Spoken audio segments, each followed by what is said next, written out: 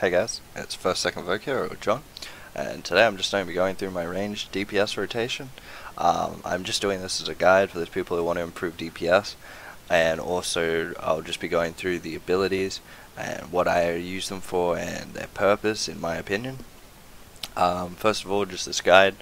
I've done this sort of thing with people before, on just a one-on-one sort of thing, and I've just been going through, explaining these abilities, like with certain bosses like Virago, Raxor, KK next, and afterwards they've usually shown an increase of around about 25% of what they originally were doing, and usually it just, I find that it's quite helpful, so I thought I'd share it with you guys.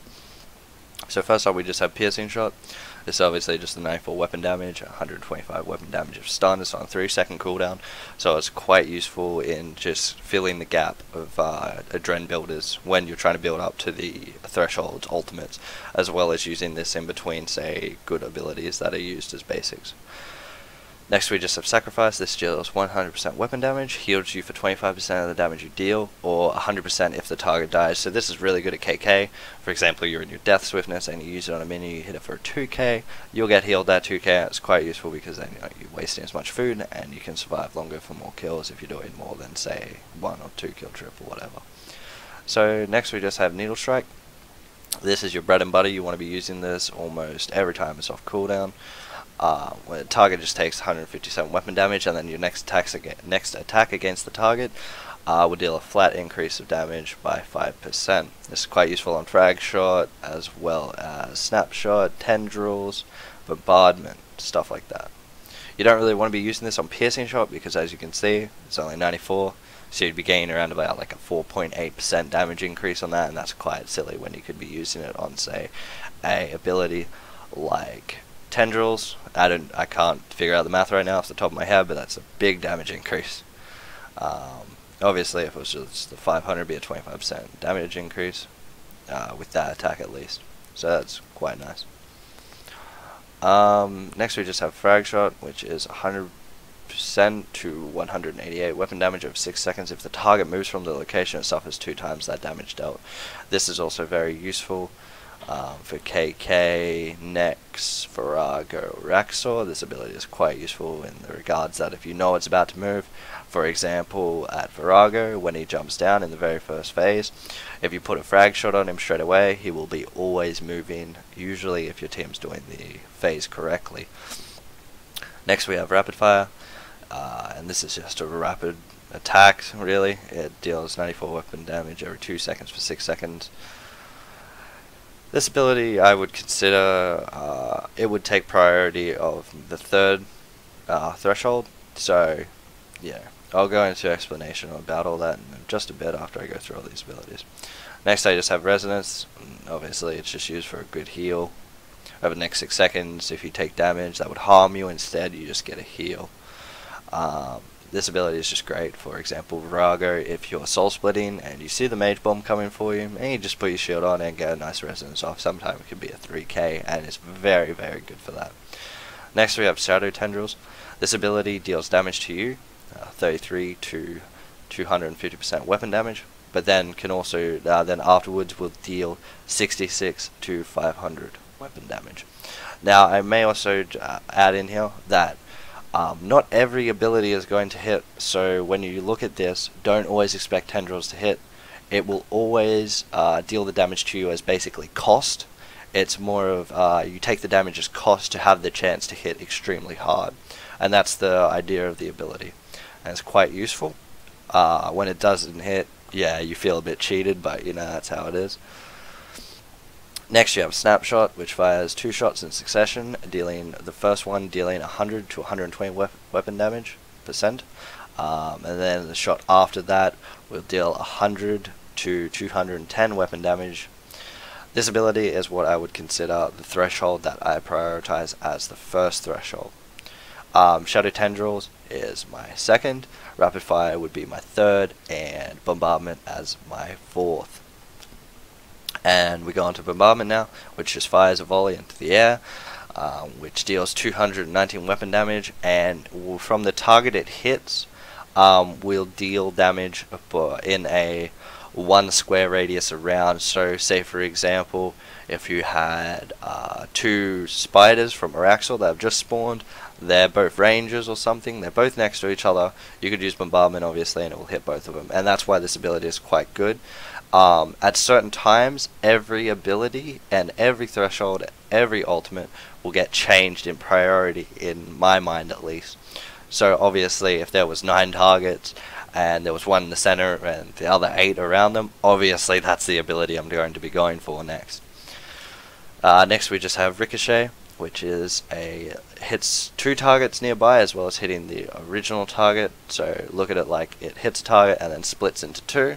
It just deals 100% weapon damage, and it's quite good because obviously it deals 100% weapon damage, and obviously piercing shot only deals 94 if the target isn't stunned.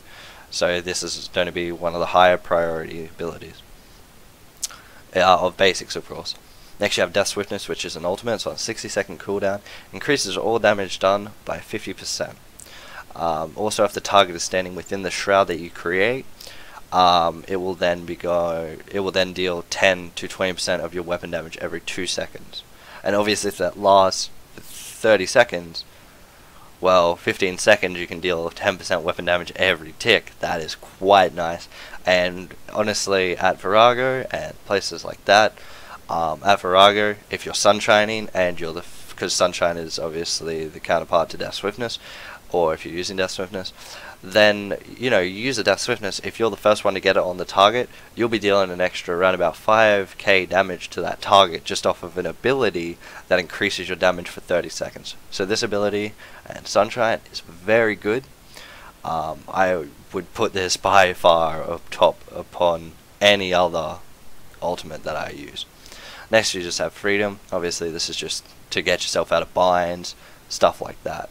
Used at KK quite a lot if you get the blue ball from Mage Phase, and it's just really good because it also clears damage over time effects, such as if you're at Virago and he puts the bleed on you, that starts in main phase 2. This is quite useful there. Obviously you want to be using this for that phase. Next we just have Surge. This obviously is just the ability that moves you 10 squares in a line. I always prioritize using this over the other ability, which is Escape. And basically that just moves you backwards 7 squares, instead of Surge, which puts you forward 10 squares. I prefer to use this at Virago when you take the first bleed, and then you'll get dealt the second one. You'll use Surge to get out of there, to get rid of your second bleed because of Virago mechanics, but I'll be going into those in another video of when I explain how to do Virago and what I do for it. So last ability that I use is ultimate, and it's Deadshot. It deals 188 weapon damage instantly, and then a further 313 weapon damage over 6 seconds. This ability I really wouldn't consider one of your main ones. You don't really want to be using it.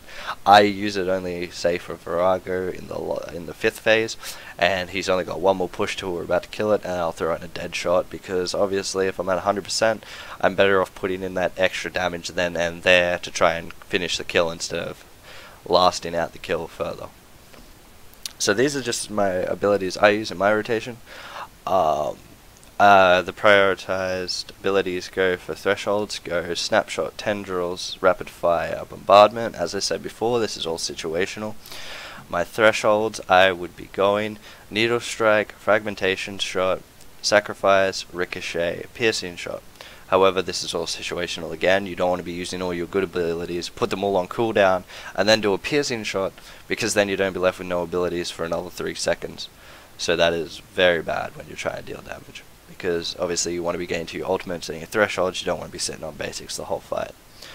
For ultimates, I prioritize Death Swiftness, Unload, and then Deadshot. And Unload is basically just an ability. Over 6 seconds does 4 hits to a target for 150% weapon damage, and each hit after that gains 10% additional damage. So you can see why this ability is very good. I just have Deadshot here because I was using it for KK. However, this ability is also very good, as you could imagine. You go Death Swiftness, Needle Strike, and then you unload. However, in most situations you won't, but you can hit a constant 5, 6, 7, 8k all in a row, which is quite nice to see. So that's just my DPS rotations. I'll be showing it more in a Raxor video and a Virago video that I'll be hopefully putting out soon.